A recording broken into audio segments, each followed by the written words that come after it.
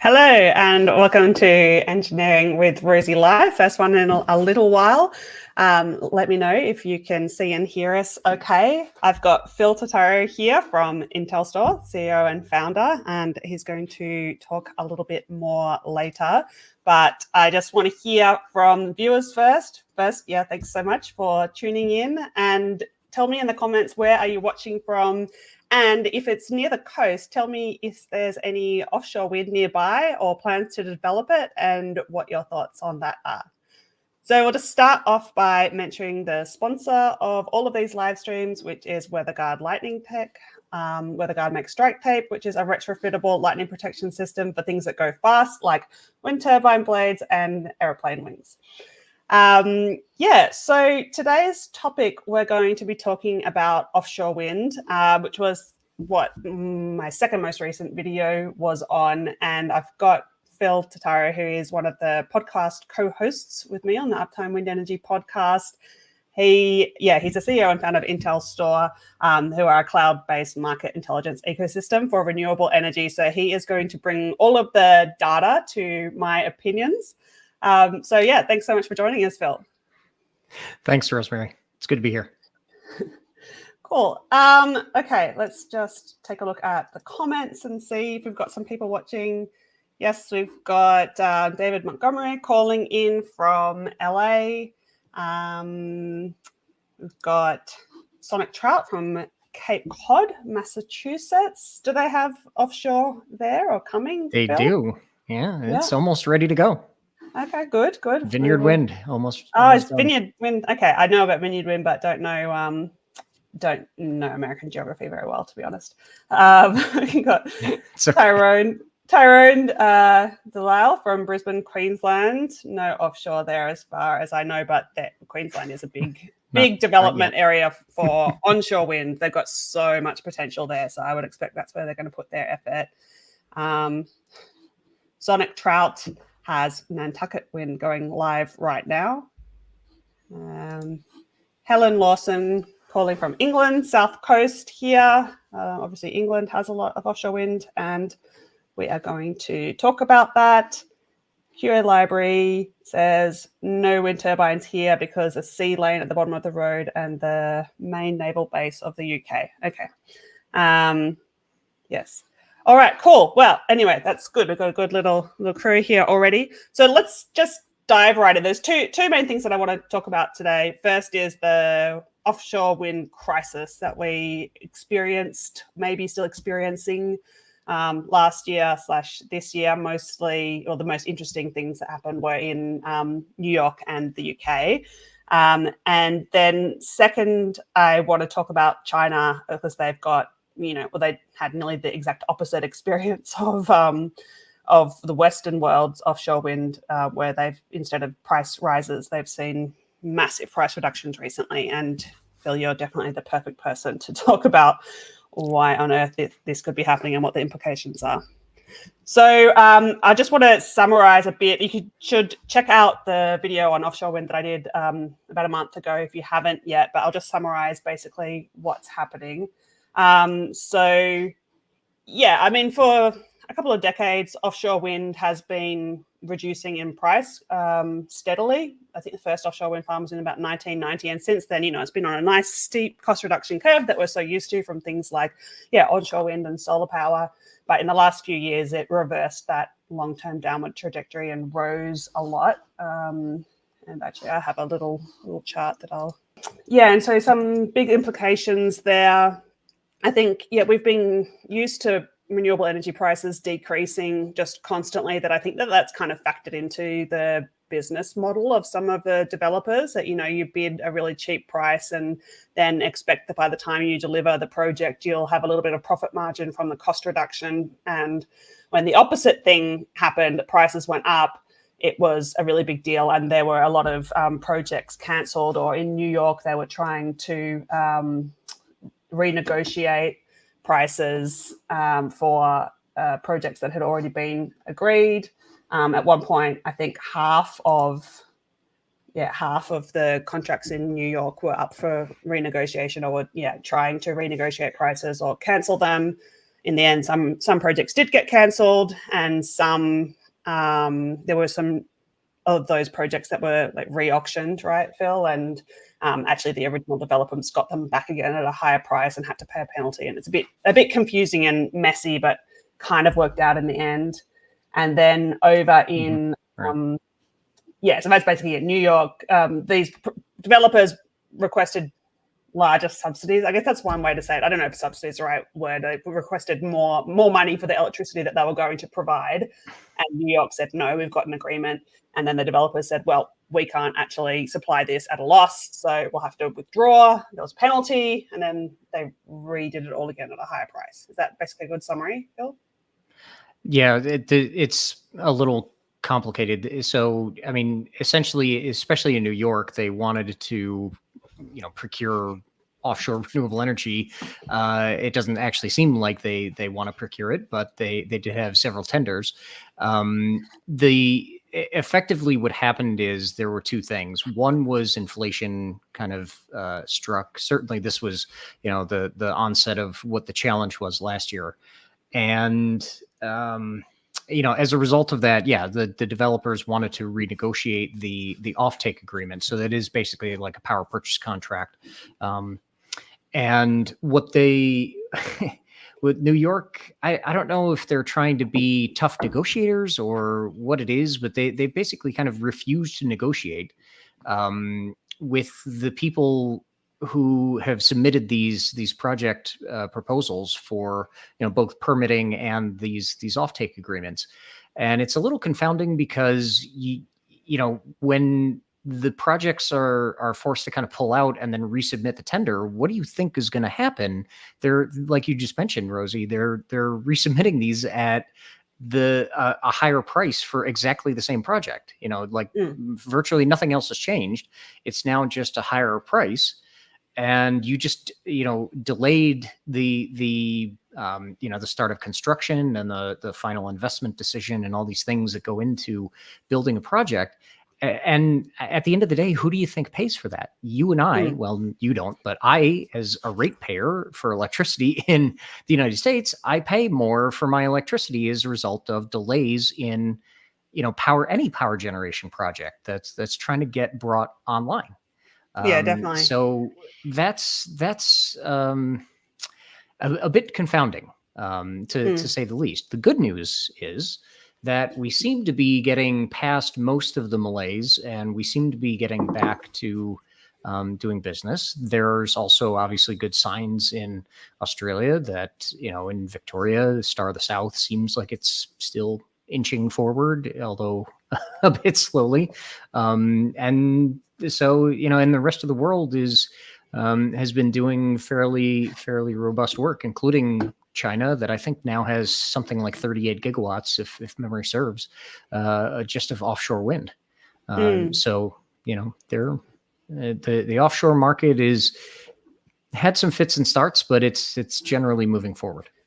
Yeah, I think it's to me, the whole thing in New York with offshore wind and those projects and agreements with the state, they reminded me a lot of what happened with housing construction industry in Australia recently. I don't know if it happened elsewhere, but the COVID crisis affected the price of materials for a lot of things, probably everything, including constructing new homes. And so a lot of people were on fixed contracts that they signed for a new home before the prices increased. And they were in a similar situation where the builder said, we can either renegotiate a higher price, or we can cancel the contract, or I can go bankrupt if if everybody is just like, we've got a contract, you have to deliver it. But if you can't actually physically buy the materials and stay solvent, you can't get blood from a stone. So I did think that it was a little bit like, it's one thing to say, we've got a contract, you have to deliver, but you also have to face some sort of realities. And I think that, it's really easy politically to say, no, the wind industry, big wind, is trying to screw more money out of us. And, me, this, local politician, I'm a tough New Yorker, and I'm not gonna take that on your behalf. I'm gonna, tell them no. But at the end of the day, I think it's, the people that pay more, but also not just in the obvious ways of these individual projects, but I think the bigger problem is that it tells the wind industry that New York isn't serious about wind. And, so if they're trying to open factories on the basis of, projects that are announced and targets that are announced, if they don't actually believe that the government is going to follow through on those, then, you do see manufacturing capabilities and all sorts of supply chain implications where those resources get diverted elsewhere, and just the capacity doesn't build up the way that should be. What do you think about that? Well, just a couple of things too. So one thing to keep in mind, there are several utilities, gas utilities, especially in the state of New York, that are asking for rate increases on gas as a source not only of heat but also electricity in the state. And nobody bats an eye when, everybody complains about it, but you don't have the same level of fervent objection to the gas prices going up in the way that everybody is reacting to offshore wind. So it's it's a bit, again, it's kind of confounding, and it's been suggested that this has kind of evolved into becoming more of a political thing than an actual anything to do with the commercial or technical side of the wind energy business, which you could certainly argue. But at the end of the day, if you want to, if the state of New York is going to set, or anyone else, any country, any province, state, what have you, is going to set goals and say we want to procure clean energy, then let's go. let's do it.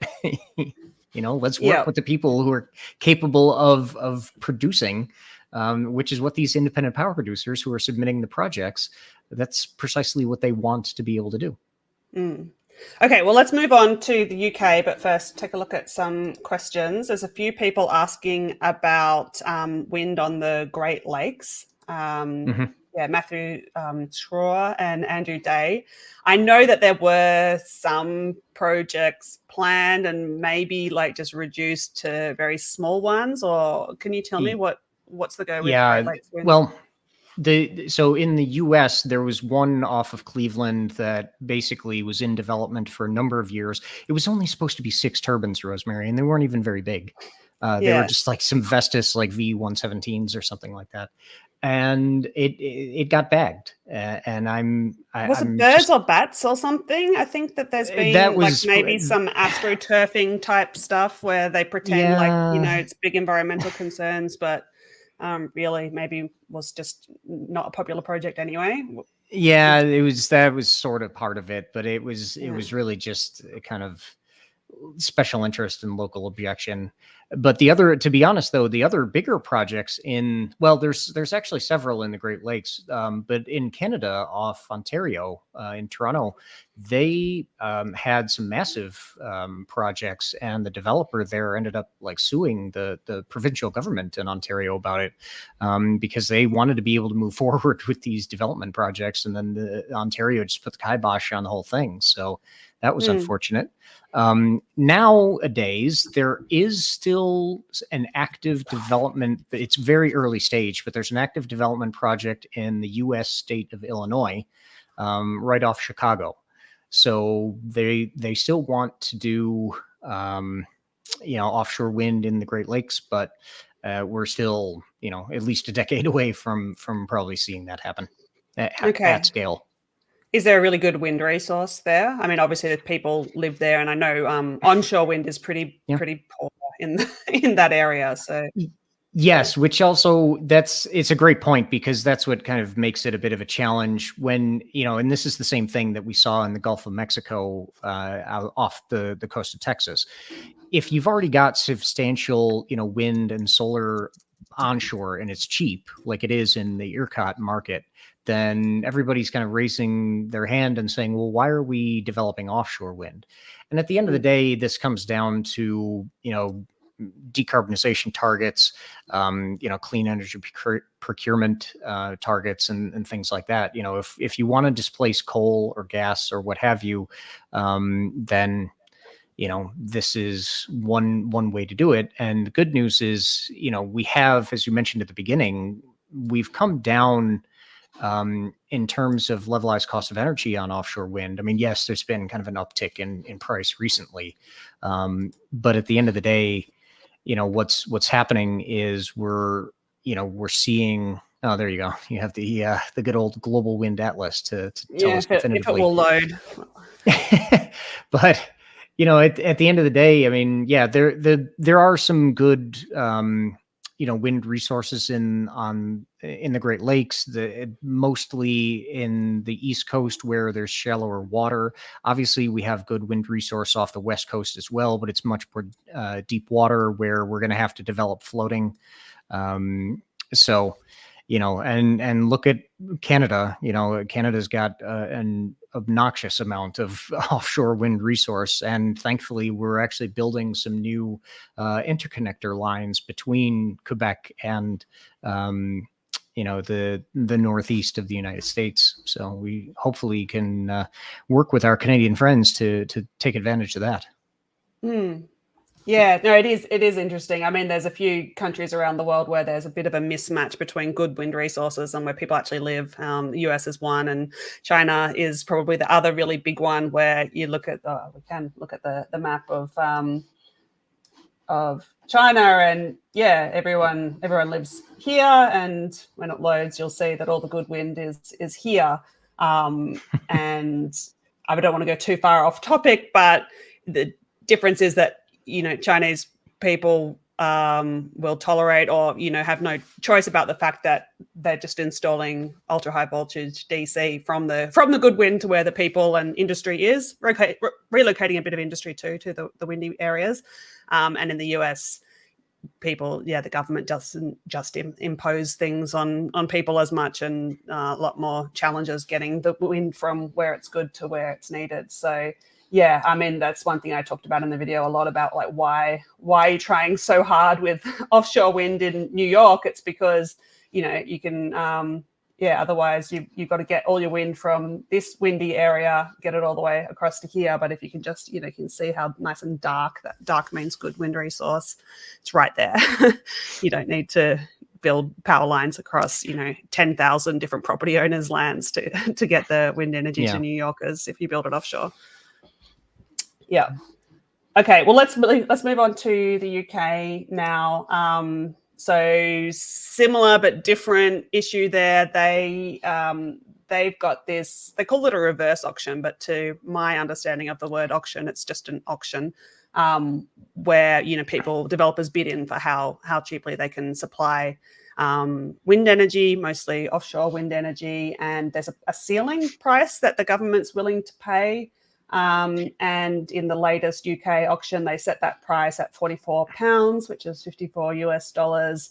And I remember, as this was happening ahead of time, everyone said, no one's going to bid that price. Like, no one can make money off that. And that's what happened. No one, like exactly zero developers bid for that. Is that a good summary? And what's your take on what happened there? So just to clarify too, in the UK, they use a mechanism called a contract for difference. Basically, what that means is, in addition to whatever the kind of prevailing rate is for electricity suppliers, the government will agree to pay you, you mentioned £44. So that goes on top of, it's kind of like how the production tax credit works in the United States. They'll agree to pay you that on top of, or the difference of that versus the prevailing market rate, so long as it doesn't exceed the £44. And so that's, the developers and the independent power producers can get into a situation where they can kind of fall back into negative pricing, although that usually doesn't happen for too long. But it's it's just a different way of doing it. It's, a contract for difference has kind of been proven to work reasonably well. I mean, most of the, the UK, up through round 4, I think, and we're starting into, round 5 now, tenders. They're, most projects are making money. There have been some, issues with some of the component reliability, some of the cables. They've had some faults and they've had to fix them. Some of the turbines have had some faults. They had to fix them. But at the end of the day, I mean, most of those UK offshore wind farms actually make money. And, other than a modest,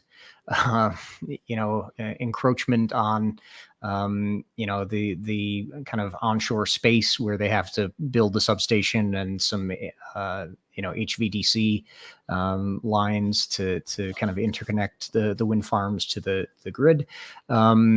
It's certainly less invasive than the onshore wind that they're still not too happy about in Lower England, and they're having to tolerate up in Scotland. Yeah, I think I just brought up the map for the UK and most of Europe, and I just wanted to contrast like the reasons why offshore wind, like you can see that nearly all of the UK is a really nice dark color. They've got good onshore wind resources there as well. So it's not that, it's different to New York where they've really got no choice if they want wind energy, but to put it onshore. The UK is kind of spoilt for choice in that they have really great onshore, they have really great offshore, and it's not just strong winds, it's also just really nice shallow water. It's like perfect place around there. Denmark is the the birthplace of offshore wind and modern wind in general. And Ireland too. Let's mention them as well. No, shouldn't leave them out.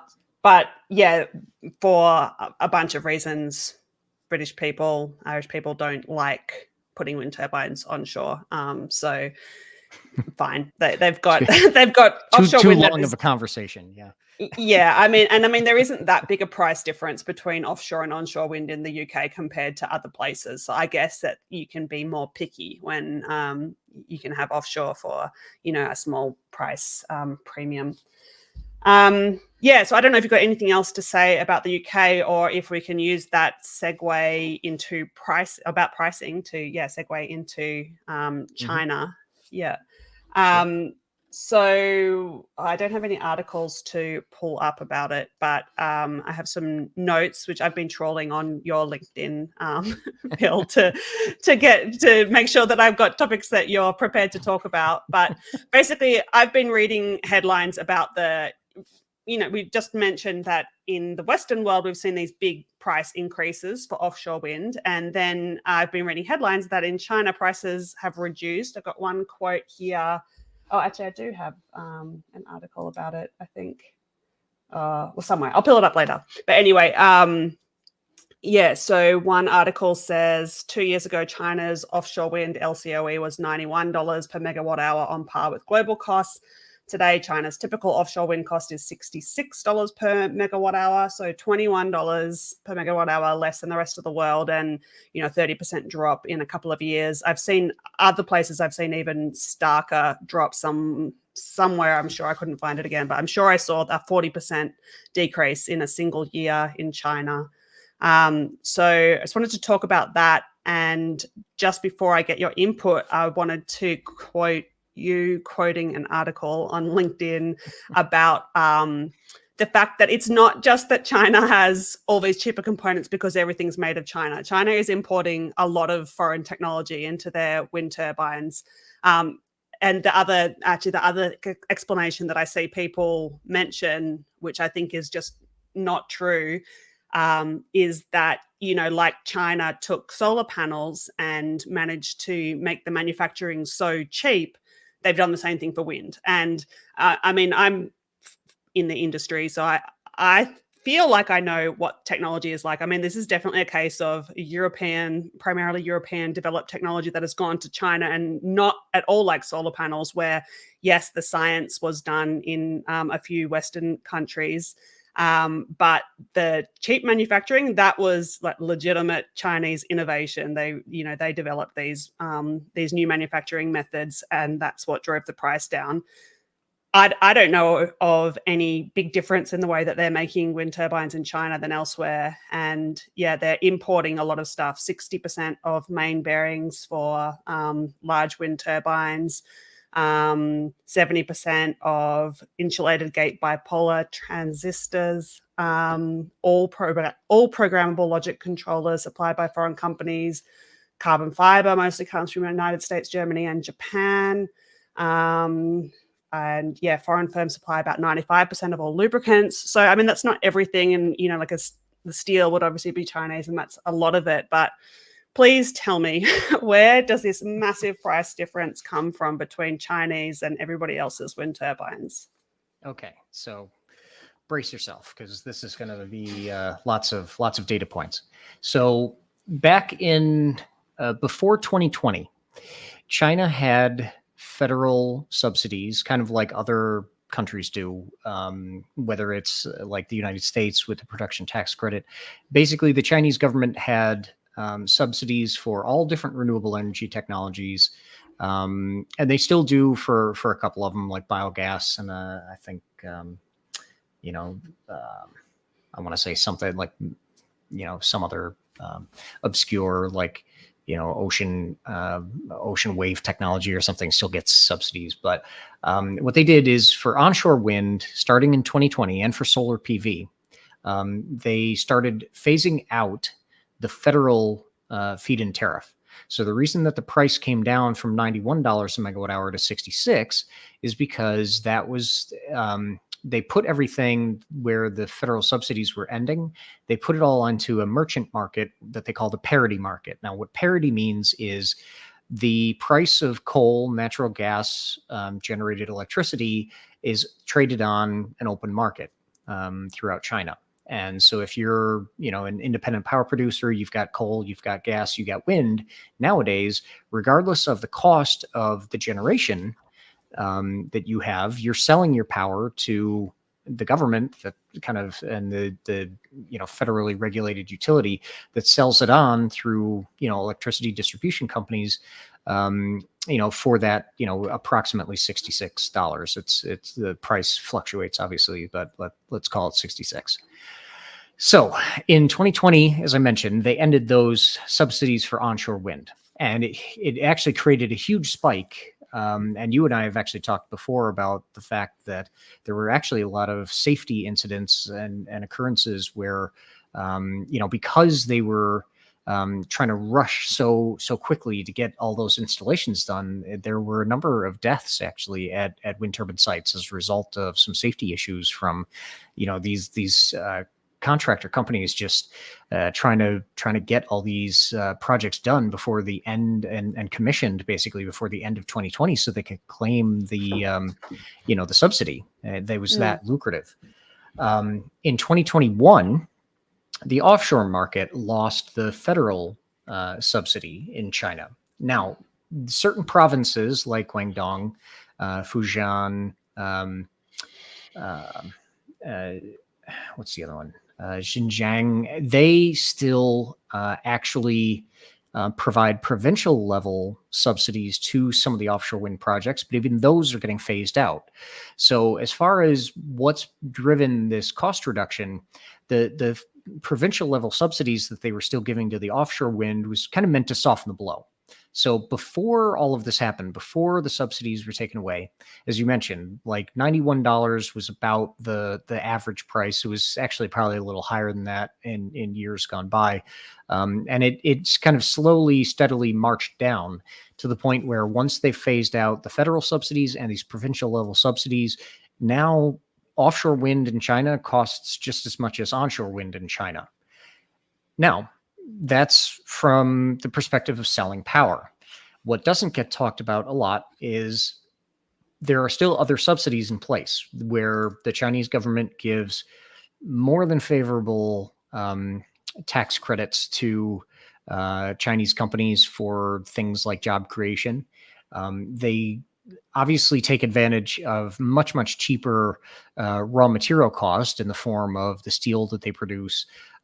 They have lower overall. So this was the chart that was showing kind of what the price range was prior to 2020. This was actually something that we put together in analyzing. So this is kind of showing the price range of the different technologies, and then the actual compared to kind of this quote unquote parity price range that they talked about. So, again, all of that is gone now. And what's interesting is there are some companies that were producing solar that were actually below the parity price range. They're happy because now they're getting paid more, but everyone else kind of lost money as a result of this. Yeah, it's also interesting in this chart to see just the huge range of prices for solar. There were some offshore wind projects that were cheaper than some solar projects. That just seems wild to me. But I guess it's just, yeah, I mean, China is a hard market as an outsider to really understand what's going on in all of the figures that they give. Averages can hide a lot of really unusual things happening over the range. Yeah. And so just to conclude the thought. So again, the question being, why did the prices come down so much? Okay. End of federal subsidies is one thing. The second part is that in addition to the tax credits that corporations, Chinese corporations, like state-owned corporations especially, still receive in China, they also have lower overhead rates, and they've been taking a lot lower margin, which basically means that, whereas, a few years ago, they might have been getting paid, the typical overhead rate and then charging maybe a 15 to 20 or 25% margin on top of that. The reality is that these Chinese corporations are now trying to gouge each other's eyes out to be able to get, they've invested quite heavily in factories, and they're really trying to, use that manufacturing capacity to its fullest extent. Otherwise, they're going to end up having to lay off a bunch of people, and the government will stop giving them all this, subsidized tax credits for the employment that they maintain. So there are ways in which the Chinese government is kind of, you could call it, sneakily hiding some of the subsidies that they would have otherwise gotten for the projects themselves into incentives for job creation, manufacturing, and things that frankly Western countries do as well. We're just a lot more transparent about the way we go about doling out cash or subsidies to different industries.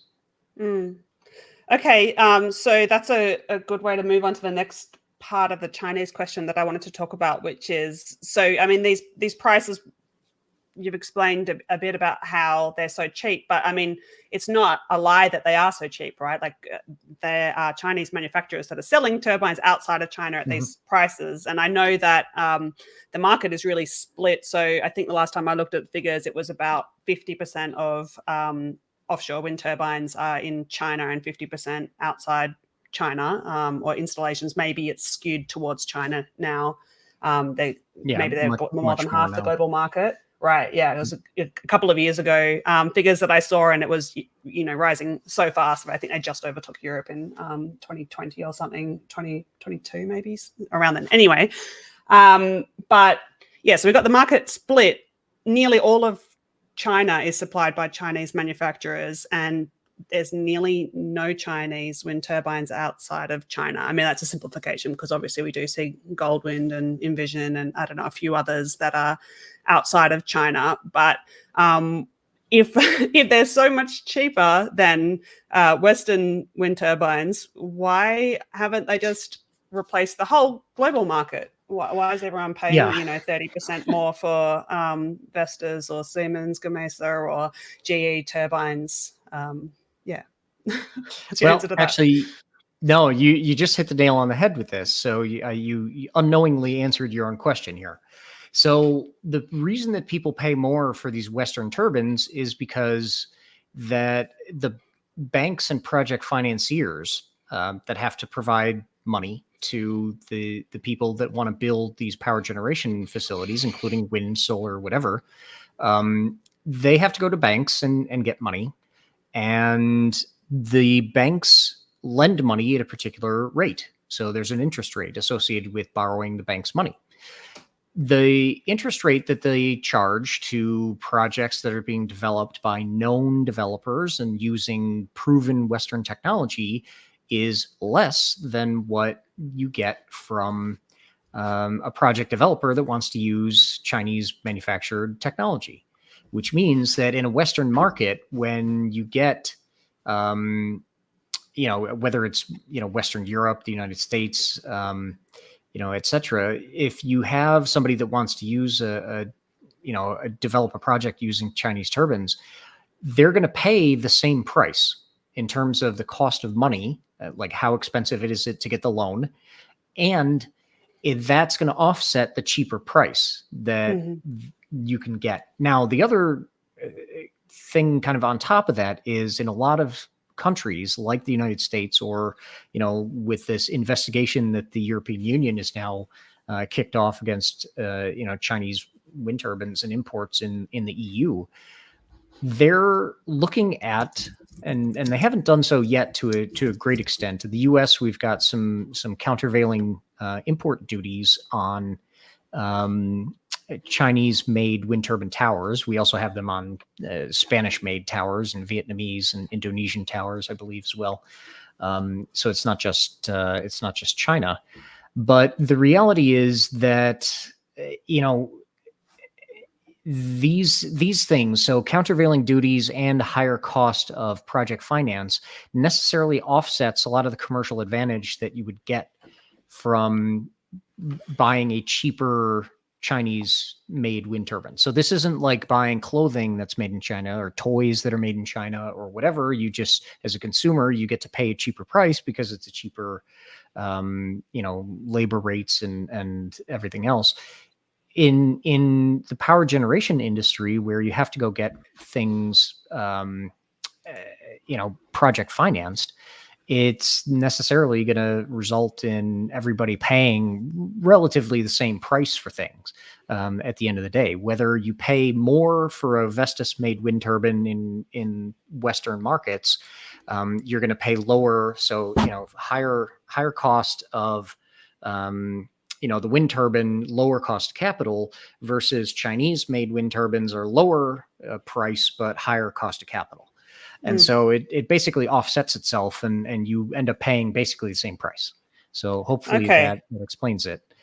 It explains, and that's, by the way, that's the same for onshore and offshore wind too. So that's why you're still not seeing a ton of Chinese-made offshore wind turbines. These 16 to 18 and 20 plus megawatt things that they're trying to come up with these days. You don't see a lot of Western developers opening their doors to a ton of these Chinese turbines yet. Yeah, well, I mean, my thoughts on those really huge huge wind turbines is that they're pushing past the economic optimum, and that it's more about pride and prestige of being the manufacturer of the world's biggest turbine. I saw, what was the most recent announcement? I think you posted it in our podcast Slack channel. That was it Chinese? I think it wasn't. I think it was a Western one. Anyway, No. there was a new biggest, and I thought, is this finally going to be the wind turbine that is literally taller than the Eiffel Tower? Because we're like, that's always the comparison that you want to make when you talk about how big wind turbines are getting. They've been pushing up so close to the height of the Eiffel Tower, and maybe we're just about to go past it, but you don't see a lot of them installed, these really big ones. That one was Siemens. There's a rumor that they're doing a 21 megawatt with like a 280 meter rotor. But here's real quick on this. The problem with that is, even if you can build it, and we run into this all the time, with the technologies that you talk about on, Engineering with Rosie, there's a difference between something that is technologically feasible and commercially viable. This is one of those. The reason that this is not going to be commercially viable in the near term is not just because they're not going to have the biggest and the Chinese will outdo them. It really comes down to, you need to build the thing. We don't have, and these things, if you don't know, offshore wind farms have to be built by ships. We don't have installation vessels that are actually big enough to be able to install something that would be that tall, as tall as the Eiffel Tower, and with those blades. Yes, China is producing, turbines with obnoxiously long blades, up to, 130, 140 meters. But at the end of the day, I mean, they're only developing prototypes at this point, and keep in mind that they're only installing them in China at this time. It's not something that has made its way into the developers' permitting applications for use in Western markets. They're still relying on, GE, Siemens, and Vestas to a large degree to supply them with those offshore wind turbines for, markets certainly like the US, everything throughout, the European continent, including UK, Ireland, etc. And even what you're talking about doing in Australia, nobody's actually talking about Chinese wind turbines, not seriously anyway, for these offshore projects in Australia at this time. Yeah, well, I've got this video here. It's from a while back, and it never got as many views as I thought it should, because it's the number one question that I get asked is, how big are wind turbines going to get? And people think that it's like, oh, how big is it possible to make a wind turbine? But that's not the question. And I've got the title of this video is "Science Tells Us Wind Turbines Are Bigger Than They Should Be." That's my kind of like, I don't know, a bit of a controversial take on it. But, when you look at the structural engineering of designing wind turbines, I mean, 145 meter long blade is going to, if compare that to a blade half the length, 70 something meter blade, it's going to capture 2 to the power of 2 times the power, so 4 times the power, but the weight of the blade is going to increase with the cube. So 2 to the power of 3 is 8 times. So 4 times the power, 8 times the materials.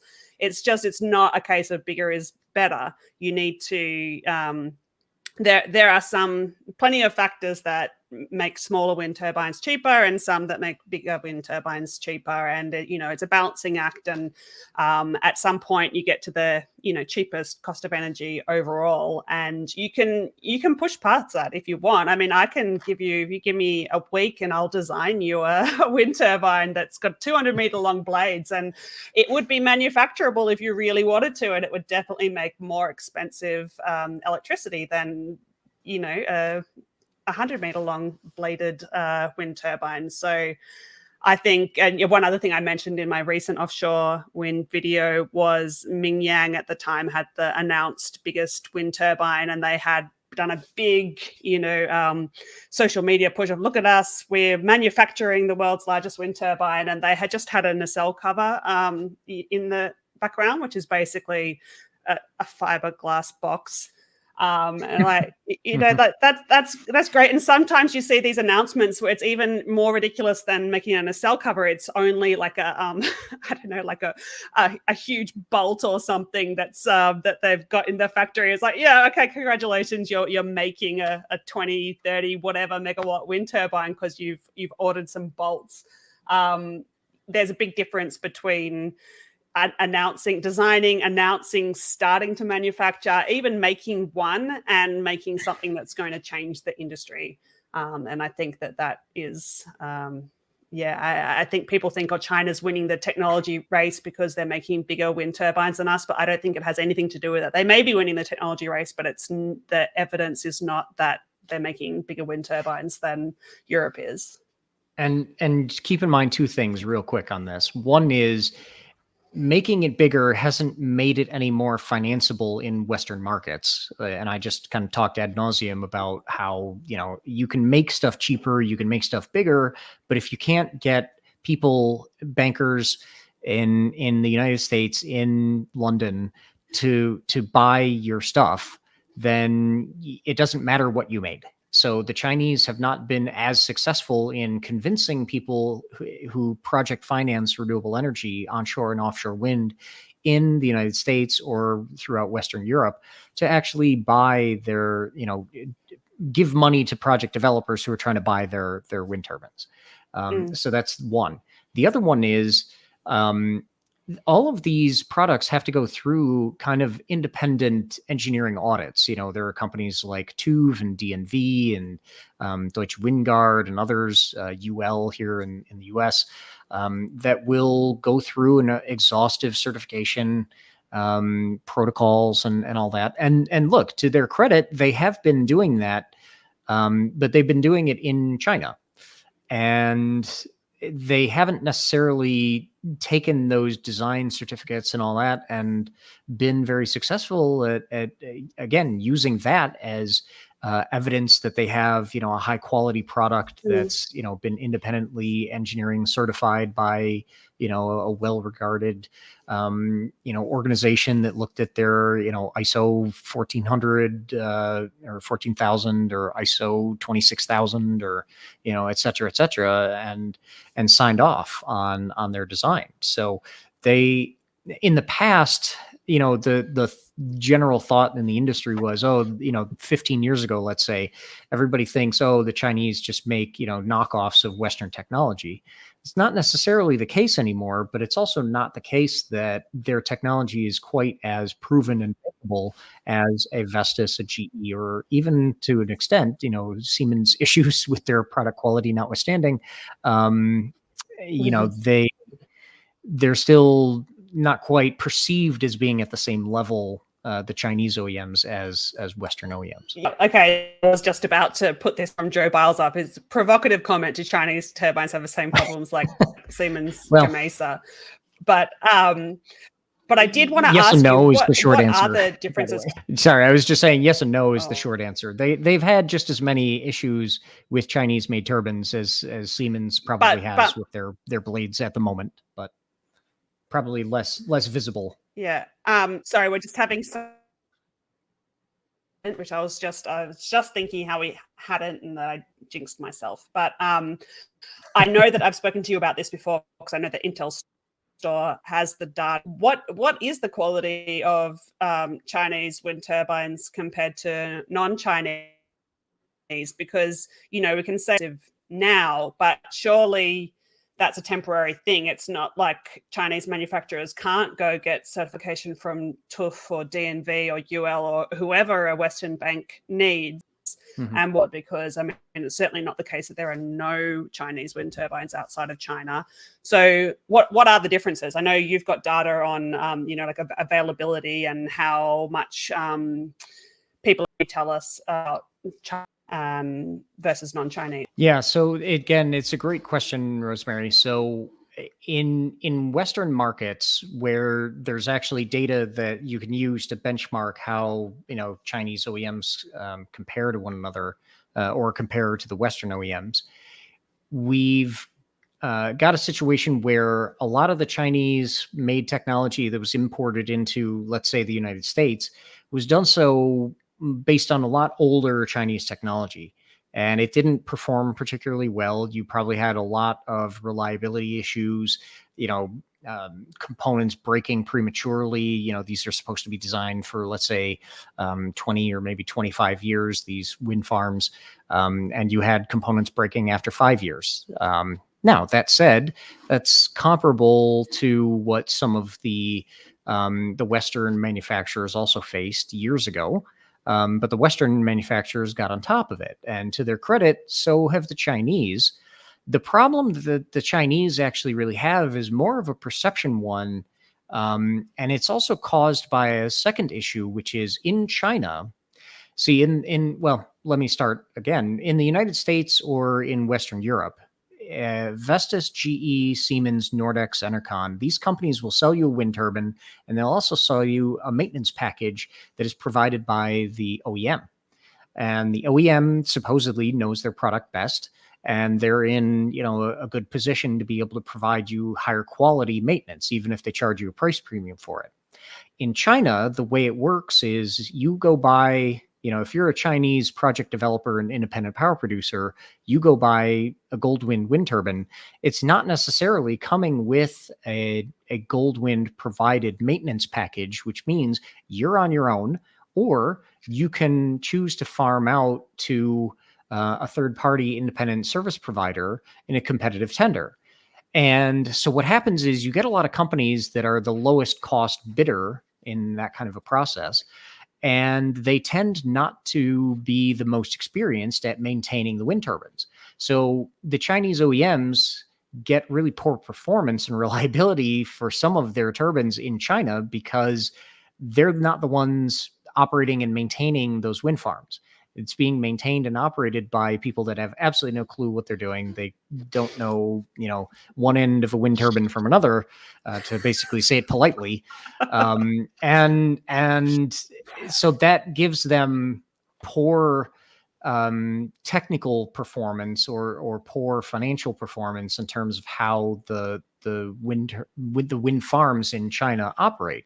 Now, that said, that was 10 to 15 years ago. Today, things are a little different, and the availability of fleets of Goldwind or Envision Energy or Mingyang in China, their kind of technical and financial performance is now almost on par with what you might see in Western markets from Western OEMs.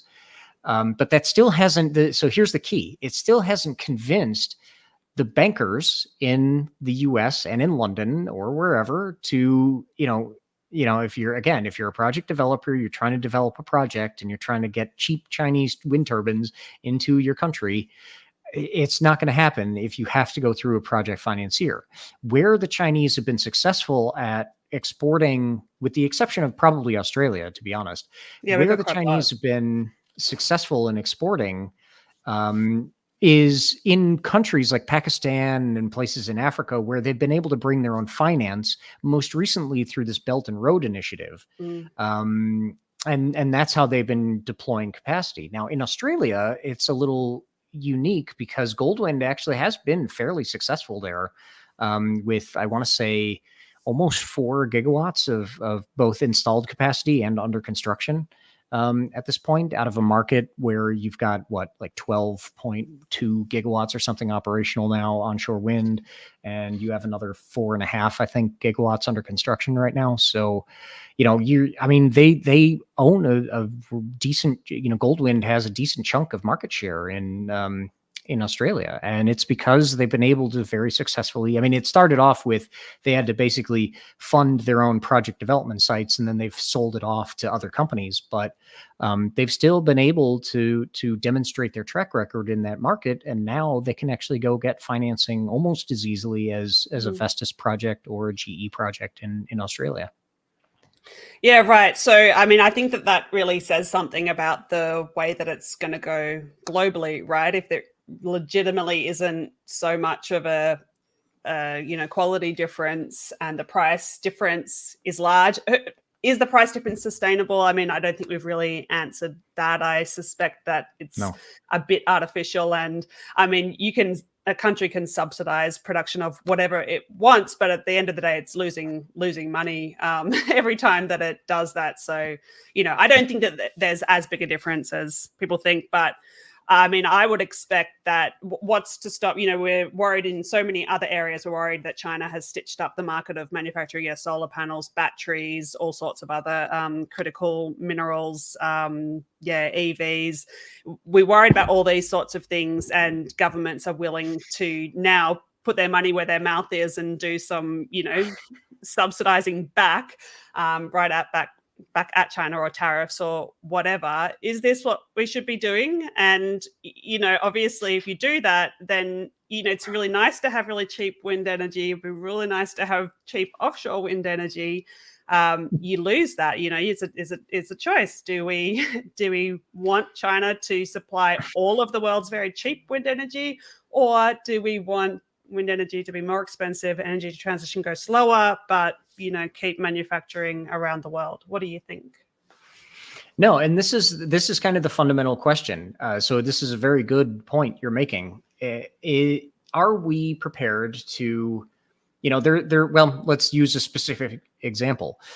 The Chinese manufacturer Mingyang, they want to open a factory in Scotland to manufacture wind turbines, nacelles, blades, etc.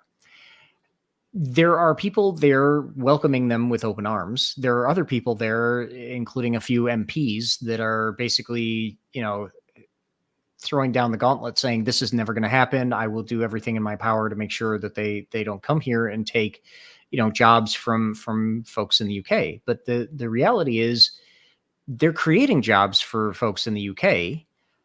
it's to the benefit of a parent organization that is based in China. And in the case of a lot of these companies, they are either partly or entirely state-owned entities.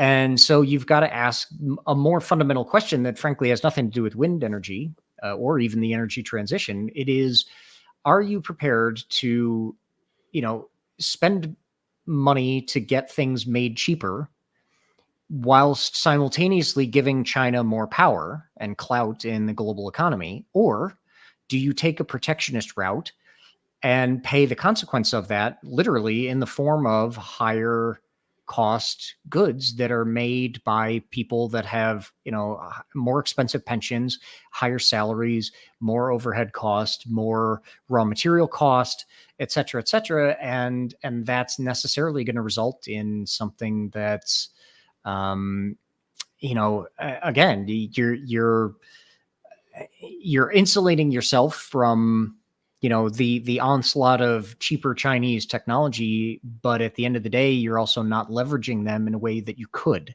Where I come down on it personally is I think we could probably negotiate with China to get more favorable rates for things like Chinese made steel, where we could get like the raw material out of China a little more readily than we do. They put quotas on what they export normally. We could get them to increase those quotas or remove those quotas so that we can get cheaper raw material. But then governments like Australia or the United States or, Norway and Sweden and Holland and other places where they actually fabricate steel, they would all have to, invest to a certain extent to, improve the refinement. They need more refining capacity for things like steel, raw steel made into, plate steel for wind turbines or other purposes, rare earths. Rare earth refining almost exclusively happens in China. I think despite the fact that we now have, I want to say it's like 89% of rare earth supply comes from China, but almost 99% of rare earth refining capacity is in China. That number, the 89%, used to be something like 97%. So we've at least made a dent, but that was like 12 years ago. We've at least made a small dent in, the fact that we can get companies like Linus in Australia or, to a smaller extent, some folks here in the United States that have been trying to mine and refine rare earths. But, that's where I kind of personally come down on it is you can antagonize China, but they're here. And, there's a lot of people that want to like either ignore them and pretend that they don't exist or, control them in a way that, they could contribute to a global economy, but they wouldn't necessarily dominate. Those are your options. Let's put it that way. Yeah. Okay. And I mean, you could spend another hour talking about just that. Right. There's definitely some more topics that I'll be doing videos and live streams on in the future. Rare earths and other critical minerals is something that I'm working a lot with my real work on those topics. So I'm going to be doing more videos about that. And then in the comments, there's a nice chat at the moment about photovoltaics and how it came to be that China got those cheap and stitched up the market. And I think that that's a slightly misunderstood story from, I know Australia, Germany, and the US will all tell you this is an Australian technology that got stolen by China. This is a German technology that got stolen by China or US. We're all claiming that, and I don't think it's true in any case. Or it's partly. The stolen part, I don't believe is true. But we all had a part to play, and then China also had a part to play, and theirs was the one that actually happened to drive the cost more. But I need to do a whole video, a whole live stream about that because I think that there's a lot to it. But we've run out of time for today. I think this has been really, really good. It's definitely answered some big questions that everybody is talking about. What's going on in wind, and everybody is talking about how China is able to make these things cheaper, but I haven't heard anybody with the, actual data and real facts behind it that to back up their opinions like you, Phil. So thanks so much for sharing that.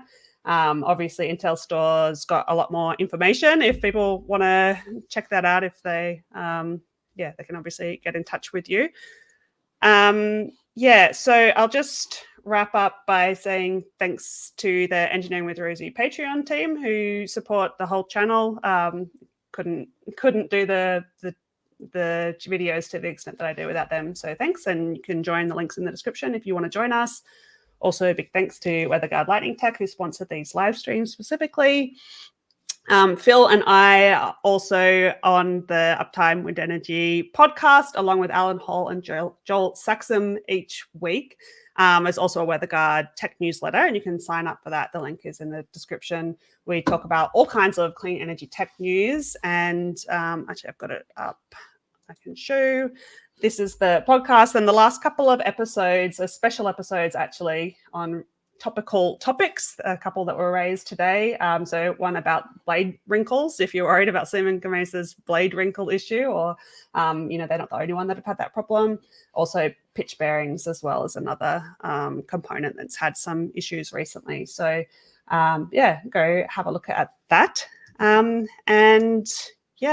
than that, check out my latest video, which is on Switzerland's energy transition. And the next one that's coming out will be on nuclear energy for Australia, which has become topical for some unknown reason. We're talking about this now. So, oh boy. I will leave you to guess what my opinion about how much nuclear we need in Australia is, but you can wait in a week or two, that video will be out. So, thanks so much, Phil, for joining us. Thanks, everybody, for watching. And I'll see you in the next video. All right. Thanks, Rosemary. Bye.